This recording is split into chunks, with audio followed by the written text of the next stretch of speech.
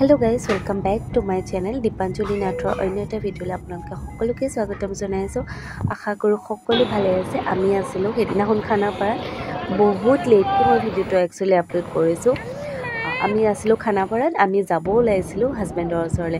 আপোনালোকে গম পাইছে হাজবেণ্ডে ট্ৰেইনিংৰ কাৰণে দেৰগাঁৱত আছে। তেওঁ প্ৰতি সপ্তাহে আহে। হেবাৰ লাষ্ট আছিলে ট্ৰেইনিংটো শেষ হ'ব। আমি যোৱা নাছিলো আজিলৈকে দেৰগাঁও চাবলৈ। দেৰগাঁৱলৈ এতিয়া আমি বাছত বহিলো। আমি স্লিপাৰ সিটে লৈছো আৰু দূৰ আছে না ইহঁতে অলপ খেলিবলৈ স্পেচ পাই যাব। আমি যাই আছো আপোনালোকক এবাৰ ফুল ব্লগ দেখাম। আপোনালোকে চাই থাকিব ভিডিঅ'ছবিলাক চাই ভাল লাগিলে তেতিয়াহ'লে আমি দেৰগাঁৱলৈ যিহেতু আজিলৈকে যোৱা নাই এবাৰ ভাবিছিলোঁ চাই আহোঁ তেওঁ থাকোঁতে।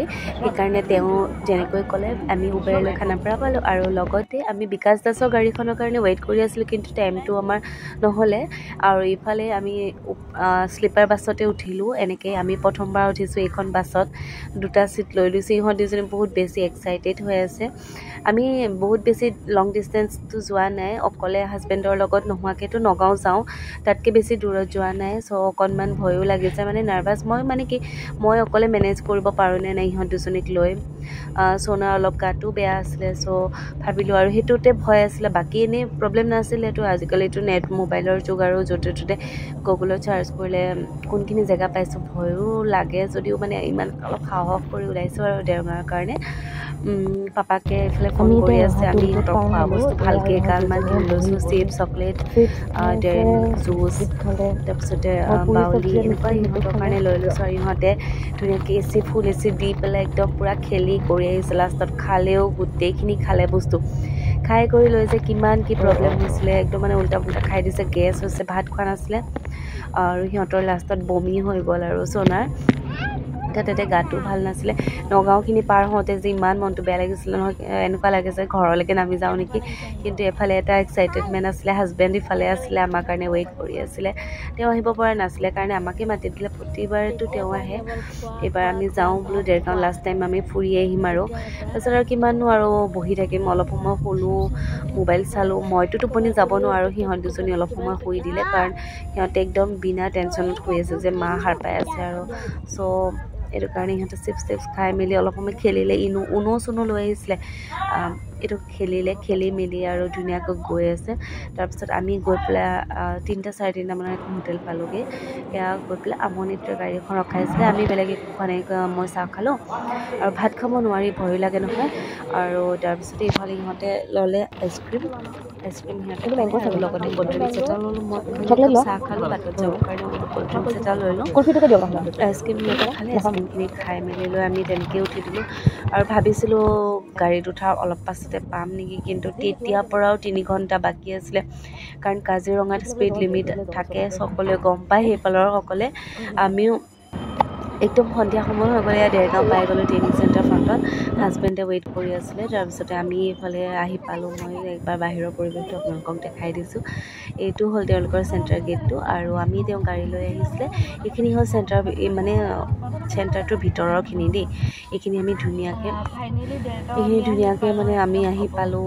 একদম গা চা বেয়া লাগি গৈছে ন, ইমান লং ডিষ্টেঞ্চ। আমি ইমান দূৰ কেতিয়াও নোযোৱা মানুহকেইজনী গৈ যে পালোঁ যে একদম বিৰাট হেপ্পী আৰু। সিহঁতে পাপাকৰ মানে য'ত থাকিছিল বেৰেকত তাতে গৈ চাব গৈছে। তাৰপিছত এইখিনি আমি খোজকাঢ়ি ৱাকিং ডিষ্টেঞ্চতে যিমানখিনি পাৰোঁ আৰু ভিতৰখিনি চাইছোঁ।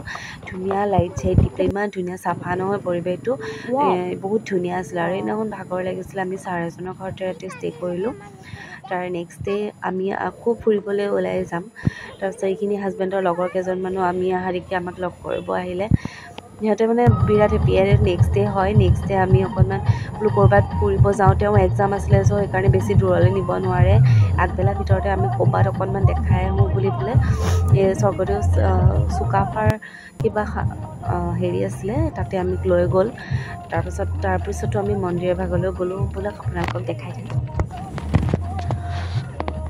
সেইদিনাখন ইমানেই বেছি ৰ'দ আছিলে, মানে আমি টাইমটো নাছিলে বেছি আৰু তাতে আমি ভাবিছিলোঁ ফটো উঠি আছিলে হাজবেণ্ডে তেওঁ দি আছিলে বাকী কৈছোঁ এবাৰ ব'লা দেখাই আহিবা তাৰপিছত ইয়াতে নিলে সেইদিনাখন বহুত বেছি ভিৰ নাছিলে মানে বহুত বেছি ৰ'দ আছিলে একচুৱেলি আবেলিলৈ যোৱা হ'লে বেছি ভাল লাগিলে অলপ সময় বেছিকৈ থাকিব পাৰিলোঁ হয় কিন্তু সেইদিনাখন ইমানেই বেছি ৰ'দ আছিলে আৰু হাজবেণ্ডৰ পৰীক্ষা আছিলে চ' বেছি টাইম আমি থাকিব নোৱাৰোঁ তাতে ধুনীয়া বহুত ডাঙৰ এৰিয়া হয় আৰু মানে আৰু এইখিনিতে বহুত মানুহ আহিও আছিলে সেইদিনাখন সেইদিনাখন ছানডে আছিলে নেকি সেইদিনাখন ছানডে আছিলে তো বহুত মানুহ আছিলে আৰু আমি অলপ সময় চালোঁ বাহিৰৰখিনি তাতে বহা জেগা আছিলে পাৰ্ক আছিলে আৰু ব'টিঙৰো সুবিধা আছিলে আমি বাহিৰতে অকণমান সময় চোনাই মানে এনেকুৱা দিগদাৰ কৰিছে ন তাই মানে জোলনাত খেলিবলৈ লাগে আমি ভাবিছোঁ অলপ সময় খেলি মেলি যামগৈ আৰু বেছি সময় ৰখি নাথাকোঁ তাতে এটা মোৰ কথা মনত পৰি গ'ল যে মই পাৰ্কখন দেখি চোনাই খেলিলে তাৰপৰা তাই ক'লে মই ভিডিঅ' বনাম মা তুমি অলপ সময় জোলা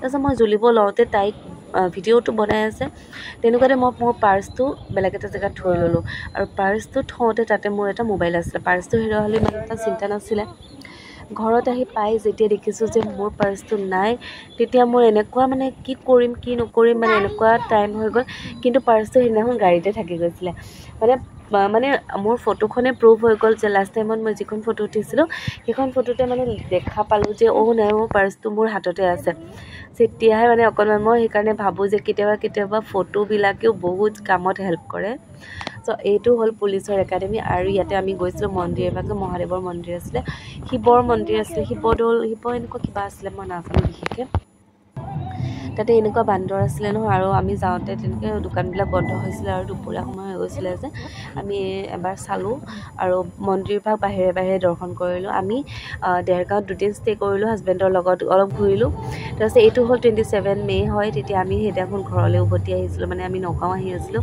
তেওঁৰ ট্ৰেইনিং শেষ কৰি একেবাৰে মানে আমি লাগেজৰ সৈতে উইথ লাগেজ এণ্ড ষ্টুডেণ্টৰ সৈতে আহি আছোঁ আৰু সেইদিনাখন ইমানেই বেছি আকাশখন ধুনীয়া আছিলে নহয় এইখিনি হ'ল এইফালে আমি আহি আছোঁ এনেকুৱা ধুনীয়া আমি 3টামান বজাতে ওলাইছোঁ আমি ছাৰ এজনৰ ঘৰতে দুদিন থাকিলোঁ বহুত ভাল লাগিলে বহুত হেপ্পী মানে তেওঁলোকে বহুত ভালকৈ ট্ৰিট কৰিলে বহুত ভাল লাগিলে থেংক ইউ ছাৰ তাৰপিছত ইয়াতে আমি মই কাজিৰঙা যোৱা সেইখিনি দেখাম ভিডিঅ' কৰি থৈছোঁ বহুত বেছি মানে ধুনীয়া স্পীড লিমিট আছিলে আৰু যাওঁতে কাজিৰঙা পোৱা সময়খিনি মানে 5টামান বজাৰ নিচিনা হৈছে এনেকুৱা ধুনীয়া দেখিবলৈ আছিলে নহয় সেইখিনি সময় স্পীড লিমিটটো আমি তেনেকৈ আহোঁতে ঘৰ পোৱালে ৰাতি প্ৰায় 9টামান বাজি গ'ল মানে দেৰগাঁৱৰ স্মৃতিখিনি আমি এবাৰ মানে তেওঁ সজীৱ কৰি ৰাখিও বুলি পেলাই মই একচুৱেলি ভিডিঅ'টো ৰাখি থৈছিলোঁ তেওঁৰ আৰু ট্ৰেইনিঙৰ এতিয়া SI হৈ ছাব ইন্সপেক্টৰ প্ৰমোশ্যন হৈ গ'ল হাজবেণ্ডৰ ফাইনেলি আপোনালোকৰ আশীৰ্বাদত নেক্সট ব্লগটো আকৌ পাব বাই বাই আজিলৈ